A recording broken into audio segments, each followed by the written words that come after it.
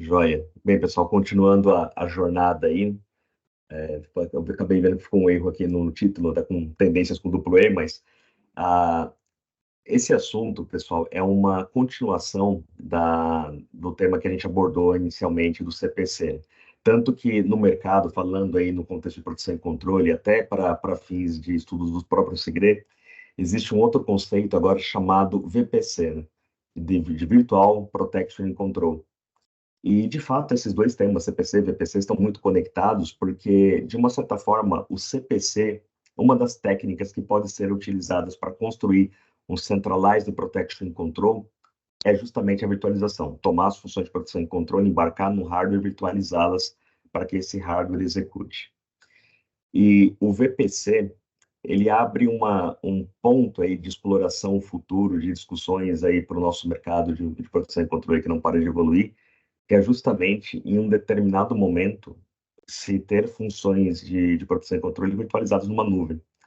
É lógico que existe uma série de requisitos, de preocupações para que isso ainda se viabilize, mas eu já tenho visto alguns estudos ainda não práticos aplicados, mas de usar o 5G, a parte tecnológica do 5G chamado RLCC, que é uma técnica de ultra baixa latência, para se hospedar funções de proteção e controle em nuvem e proteger a subestação, controlar a subestação dessa maneira. Então, existem alguns estudos já, pilotos rodando disso, mas nada ainda muito aterrissado, concreto, de fato, na aplicação comercial. Mas é um ponto que a gente vai começar a ouvir com cada vez mais frequência algo sobre esse tema, né?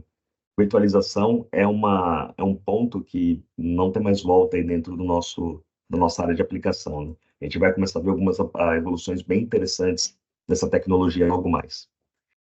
Então, para a gente poder iniciar aqui a discussão, há uma agenda também que eu pensei aí já de mostrar novamente, aí fazer um highlight em cima do CPC, falar um pouco do VPC, CPC, o que é uma coisa e outra, os métodos de virtualização que foram utilizados nesse projeto piloto que está em funcionamento lá na Europa, que eu vou compartilhar com vocês, falar um pouco também dos recursos computacionais que foram utilizados, como que foi essa implementação do VPC, desse controle de proteção virtualizado, os resultados desse piloto e algumas conclusões que a gente pode observar aí com os nossos amigos do lado da ABB, né? Então vamos lá. Então, como a gente tinha visto no caso aí da Jaguariúna, nós aplicamos dois métodos distintos de CPCs, né? Um baseado em EDs tradicionais e também baseado num hardware, num computador industrial que recebeu essas funções de proteção e controle aí, constituindo esse produto chamado SSC 600. Bem, evoluindo aí um pouco, a gente começa a falar agora do VPC, né? Do Virtualized Protection Control. Logo mais aí, pessoal, à esquerda, no desenho aí do PowerPoint, vocês estão vendo o que é de fato o CPC, como o SSC, tomando ele como referência, como ele está constituído. Nós temos, então, um hardware, né, um computacional, logo aqui no meio da arquitetura, conectado a diversas merge units que estão lá no pátio da subestação, e por meio dessas merge units são publicados GUs e sampovalos até ao CPC que subscreve essas mensagens que ele precisa para poder desempenhar suas funções. E acima do CPC a gente tem um sistema SCADA com barramento de estação, como a gente conhece hoje, com os protocolos MMS, eventualmente FTP para transferência de algum arquivo por exemplo, de oscilografia. É uma arquitetura relativamente tradicional, com a diferença de ter um CPC falando com as suas merge units aqui embaixo. Quando a gente toma esse contexto aqui da figura à esquerda para o que a gente tem à direita, a gente começa a pensar no modelo de virtualização das funções de proteção e controle. Então, como que isso na prática é estabelecido? Toma-se um hardware computacional qualquer, com o seu sistema operacional. Lembrando, esse é um dos métodos, né, que são proporcionados para virtualização. Existem vários outras técnicas mais ou menos eficientes, mas para esse modelo que foi adotado pela ABB, essa foi a arquitetura. Então, um hardware computacional, um sistema operacional em cima desse hardware, e depois é utilizada uma técnica de containerização para as máquinas virtuais, ou seja, são dois containers de fato, com o software do CPC, do que seria o CPC, armazenado nesse container. E nessa aplicação, nesse projeto piloto, são dois containers que estão virtualizados. Na prática, pessoal, o que isso quer dizer? O SSC 600, que é utilizado pela ABB hoje, ele consegue trabalhar até com 20 bays. Nessa proposta da virtualização, cada um dos containers tem um CPC virtualizado, ou seja, a gente está falando aqui com esses dois containers de trabalhar até com 40 bays, né? E acima de cada um dos containers existem as funções de produção e controle virtualizadas que estão dentro, na verdade, desse container. Então, essa é a arquitetura pensada para essa técnica de virtualização do VPC que a BB vem utilizando. E aí, se a gente der uma olhada, o que, que tem dentro desse container, o que de fato está virtualizado ali dentro? Então, o primeiro ponto para se observar, né? O sistema operacional que foi utilizado foi um Ubuntu na versão 20.04 e o kernel desse Ubuntu ele é preemptivo, ou seja, foi utilizado um kernel com uma latência menor para poder executar as suas atividades, praticamente um kernel de tempo real aqui, para que a latência seja a menor possível para o desempenho do mecanismo de produção e controle. E esse container, que a gente vem chamando, vem utilizando esse termo hoje no mundo de TI, existe um termo para se usar, para se referenciar ao container, que é o Docker. A técnica de containerização utilizada aqui foi o Docker. Então, dentro desse Docker, dentro desse container, o que, que a gente tem? O primeiro CPC virtualizado, por isso que a terminologia usada aqui é o VPC-A, e o segundo CPC virtualizado, o VPC-B, numa outra instância. E aí a gente tem algumas portas que foram abertas para os fins de transferência de arquivo, para monitoramento também do desempenho do CPC, e para poder fazer com que esses monitoramentos, esses acessos sejam feitos, tem três pontos aqui que são importantes a gente discutir, né? O Grafana, primeiro, que é uma aplicação de dashboards, ou seja, de externar o que está acontecendo com esse VPC virtualizado de uma maneira gráfica, que seja fácil para o operador e engenharia observar o comportamento. Então, o Grafana tem hoje como um concorrente, como uma aplicação similar no mundo Power BI da Microsoft. Então, ele é basicamente um software para dashboard, para poder mostrar o que está acontecendo no sistema computacional. O Influx é uma aplicação para gerenciamento de base de dados. E o Nginx é uma aplicação que provê um web server nativo nessas aplicações. Ou seja, ele é um web server com peso muito leve, ele é bastante ocupa pouquíssimos recursos computacionais para ser executado. Ele é um web server leve que é aplicado em cada um dos VPCs para poder externar, para poder fazer a conexão com o Grafana como um dashboard, né? Para que se possa acompanhar tudo o que está acontecendo. E cada um dos CPCs tem um grupo de interfaces também de comunicação usadas no Station Bus e no Process Bus, ou seja, um contato, um canal só para o sistema supervisório e outros canais para o barramento de processo. Então, são duas interfaces distintas aqui, que na origem já são segregadas por barramento de estação, barramento de processo. Por que que isso é feito? Justamente para poder garantir uma performance melhor de todo esse mecanismo, não misturar as redes, não misturar a demanda dos dois protocolos. E essa rede que está aqui no cinza mais claro, que está sinalizada como Management Network, que é onde o Station Bus está, ela é usada também para gerenciamento, ou seja, os dashboards do Grafana, que eu quero ver, que eu quero externar como é que está o comportamento desse VPC, é feito por meio dessa rede, pelo próprio Station Bus, além da comunicação com o sistema supervisório. E a parte de sincronização, a implementação que foi feita para sincronizar os VPCs, isso foi feito por meio do PTP, e o Linux PTP é o mecanismo, é o stack que é usado dentro do Linux para poder receber o sinal de sincronismo via PTP. Essa arquitetura, pessoal, que está implementada para prover os dois VPCs, né? É como isso foi alocado em um hardware computacional. Na prática, é um servidor que contém esse Docker, esses dois Dockers para poder rodar os VPCs que estão virtualizados. E isso é um recurso que é interessantíssimo, né? O poder de escalabilidade é bastante alto. Se eu quiser colocar no futuro um terceiro VPC, um quarto VPC, para poder lidar até com esses 80 bays, acaba sendo algo bastante interessante, porque o investimento acaba sendo mínimo e os impactos na performance também são, para uma máquina com esse nível de robustez, praticamente irrisório. E a gente vai ver um pouquinho disso agora por quê, né?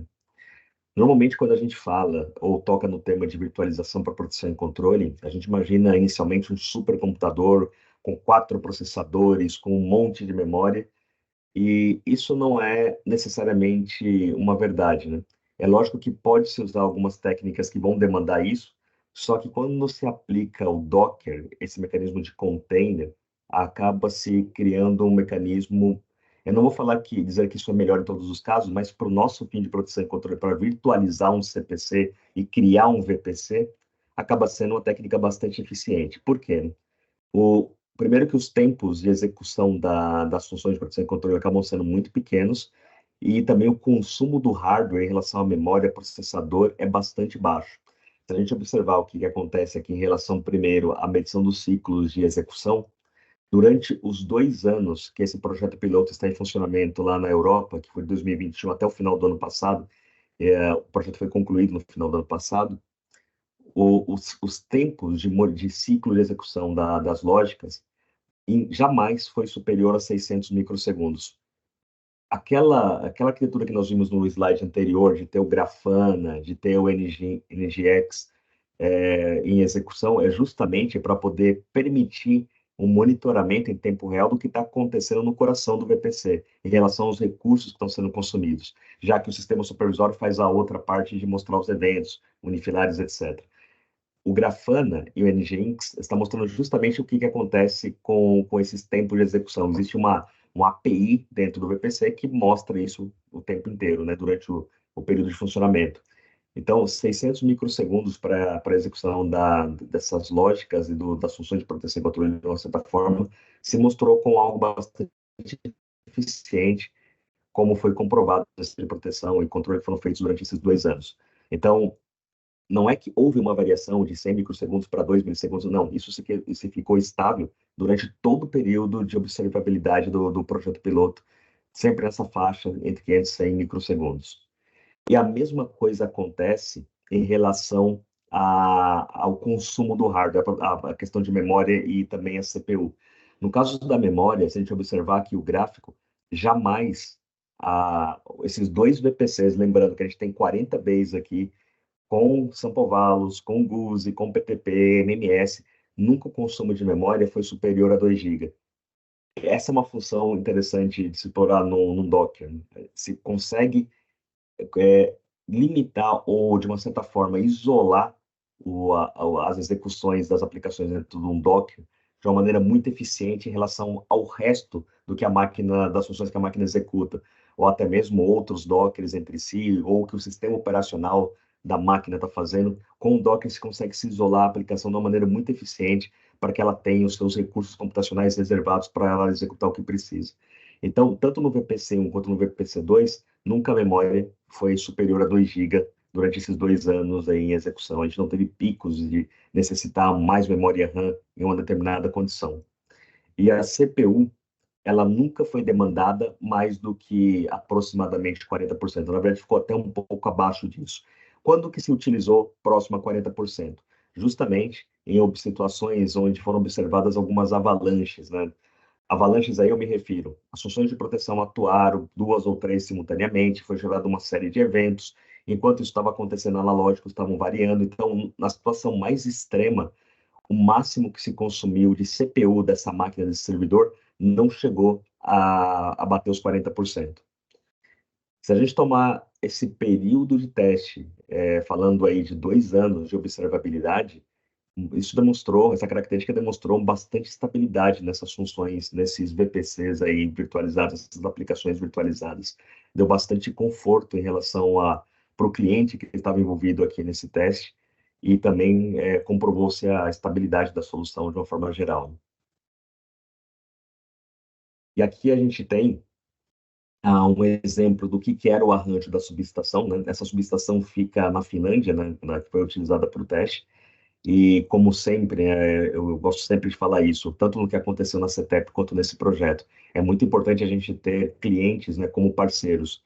Como a gente fala bastante da questão da transformação digital, de indústria 4.0 ou grid 4.0 aqui no nosso contexto, uma característica muito forte que já se observa do lado de TI, nessa história do 4.0, é que os projetos com essa característica de transformação digital, eles são trabalhados sempre com fabricantes e com o cliente de uma forma muito efetiva, trabalhando juntos para poder criar a aplicação, para poder implementar ou desenvolver uma arquitetura e principalmente no momento dos testes.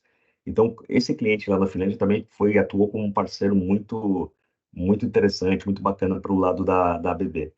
Então, a subestação ela era composta por uma série de alimentadores, como a gente pode ver aqui. Existe um bay de conexão de barra, mais transformadores. Então, é uma subestação que tem um tamanho interessante, né? Pelo menos chegava até 13 bays.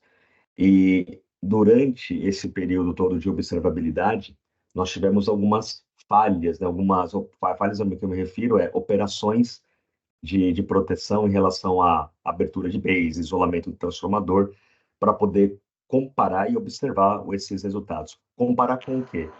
Além da proteção virtualizada, há dois CPCs tradicionais também ligados em paralelo a esse servidor. Então, a gente tem um servidor lá com os containers, com os dockers, simulando ali os dois CPCs virtualizados, os dois VPCs. Opa, E Júlio, existem... passamos 15 minutos. Opa, joia, então já estou para concluir. Além disso, tinha dois CPCs, né, dois SC600 rodando em paralelo. Então, no momento em que essas proteções operam, foi possível fazer uma comparação entre o CPC e os dois VPCs virtualizados. E os resultados mostraram, pelos eventos e pelos tempos de operação, comportamentos exatamente idênticos de uma tecnologia para outra. Ou seja, o VPC se provou como algo bastante confiável nessa questão. E aí, concluindo, pessoal, o que a gente observou aqui, o principal ponto dessas 4 conclusões aqui é justamente isso na opinião do próprio cliente. O CPC, que é uma coisa relativamente nova, já tem um próximo passo aí observado, que é o VPC, que se mostrou, nesses 2 anos de projeto piloto, algo bastante confiável. A técnica de dockerização e as funções que foram virtualizadas se mostraram bastante eficientes comparado com o CPC tradicional, ou mesmo com o IED convencional, como a gente observou lá no caso de Jaguariúna, que a gente tinha os dois métodos de CPC. O VPC se comportou de uma maneira muito similar ao que a gente observou no CPC. Então, apesar de ser algo ainda bastante incipiente, esse projeto piloto já mostra aí uma tendência de evolução para os SPCS bastante promissora nos anos que vão vir aí. Pessoal, eu agradeço imensamente aí a atenção de todos, o tempo aí despendido, né? É sempre bom a gente compartilhar essas experiências, compartilhar conhecimento, a gente segue sempre aprendendo juntos dessa maneira. Obrigado aí pela atenção de todos.